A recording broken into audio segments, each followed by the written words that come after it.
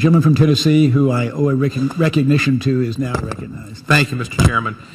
First of all, I'd like to remind members that the EPA, which is the law most under attack for all these opprobrious regulations, was President Richard Nixon's #1 legislative accomplishment. Secondly, I'd like to suggest that when I look at a map here of the states that recognize Tennessee's concealed carry law by reciprocity, most states already do it, but the states decided. They didn't have the federal government tell them to. The big state that doesn't stands out. Big old pink state is Texas. I don't know what your problem is. We brought some guns down there in the 1840s and helped you all out a lot. Y'all should remember that. But now, yes. I think it was 1836, but well, it was within the margin of error. Tennessee requires a person to be 21 years of age to get a gun permit. Some states don't. You just have to be 18. Does it make sense to say to the states that require you to be 21 that you can have 18 and 19 and 20-year-olds now coming into your state with guns? I submit not. My friends on the other end of the side of the aisle are great supporters of states' rights until this happens. It's as if somebody's holding a gun to your head. I don't understand it. I'd yield back the remainder of my time.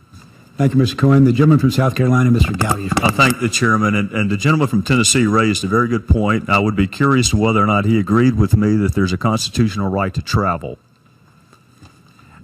I don't know that there is. I think there's a constitutional right to, there's speech, there's redress your grievances, petition your government, freedom of religion. You do not think the Constitution, within the penumbra of any it probably does in penumbra. I just can't place a specific case or a specific Do you think inherent within the Constitution is a constitutional right to defend yourself?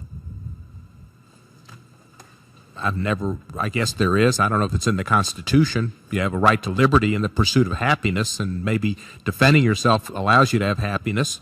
Liberty is maybe there. Of course, that's a Declaration of Independence. I don't want to get like Governor Perry. I'm sorry. Well, the gentleman from Tennessee is an extremely accomplished, highly decorated attorney who I have great respect for his legal acumen. But I guarantee you that no one on the other side of the aisle would allow there to be any restrictions whatsoever on the First Amendment.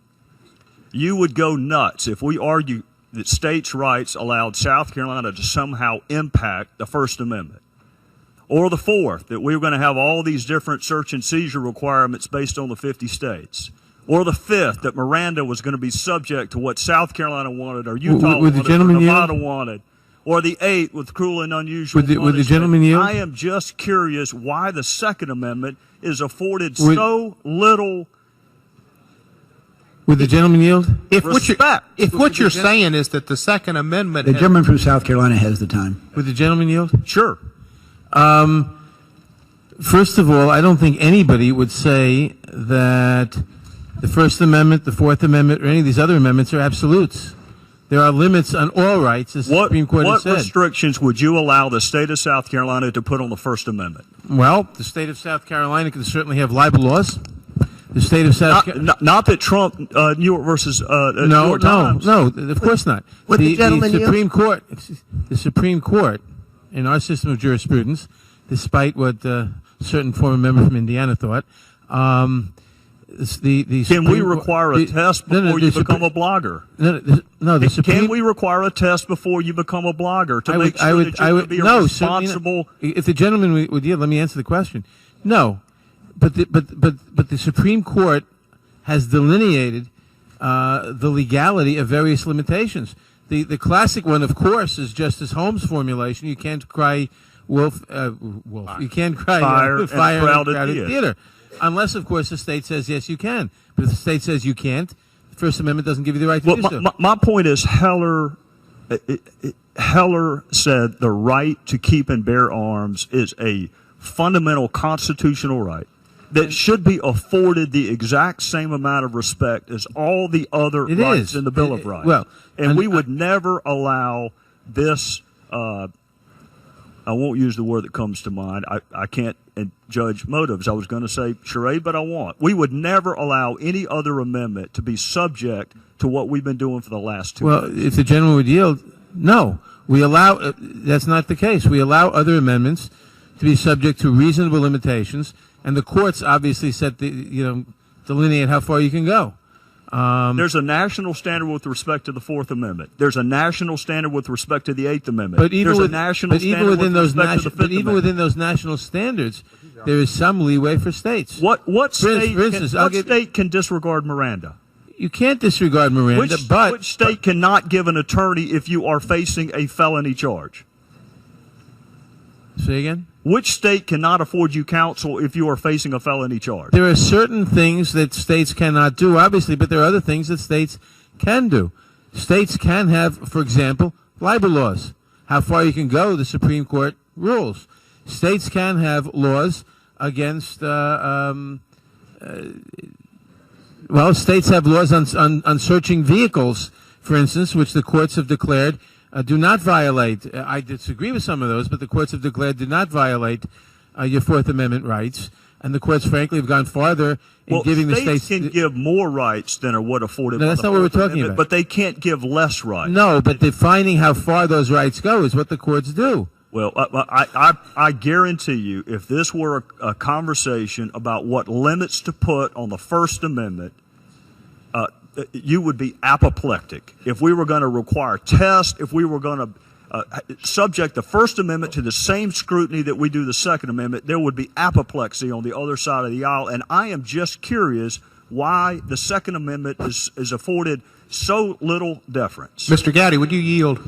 I'd be delighted to yield to the gentleman. The gentleman's time has expired. The gentleman has yielded an additional minute. Yes, sir. Thank you. Are you submitting that there should be a national right to carry law and that the state laws are violative? Because if you have state laws that limit who can have a gun, that they are in essence violations of the Second Amendment, because the Second Amendment says everybody should have a gun. What I'm asking is why we have a national standard for every other amendment except the second. Well, we don't have necessarily... Because I have been getting, some of it good-natured and some of it less than good-natured, lectures on states' rights. There are more defenders of states' rights on the other side of the aisle in the last 2 days than I have heard in my previous 7 months. The states' rights emanate from the Ninth and 10th Amendment. The Ninth and 10th Amendments come after the Second Amendment. So the notion that we're going to choose states' rights when we like it and ignore them when we don't, I just find that to be sophistry. Well, that's what we're suggesting, is the sophistry is bipartisan. Will the gentleman yield? will the gentleman from Tennessee yield? Sure, I'll yield. I don't. I appreciate this exchange very much. It seems to make exactly the point I made yesterday that was so vehemently objected to. The question I asked yesterday of the amendment sponsor was... The gentleman has yielded an additional minute. Thank you, Mr. Chairman. Well, the gentleman from Tennessee, the gentleman from South Carolina has the time. I think the gentleman from Tennessee has the time. Don't waste your time. In any event, the question I asked was, if it's eligibility requirements today, then isn't it likely that where we're headed next is the suggestion that there should be no ability for states to impose their own regulations with respect to where the handguns can be carried and how it's actually implemented. The fact is, as I explained, in Florida now, there are all sorts of public places that are open that one can take a concealed handgun. In other states, no. I was told very clearly yesterday, no, it is acceptable for states to regulate those certain aspects, but as to eligibility, there should be a national standard. I think you're suggesting that this is merely a first step and that ultimately the goal is to eliminate any state regulation altogether. I think you're giving me more credit than I deserve. What I am suggesting is simply this. There would be apoplexy if we required any kind of test for the exercise of any other right, and the Second Amendment is treated as a stepchild in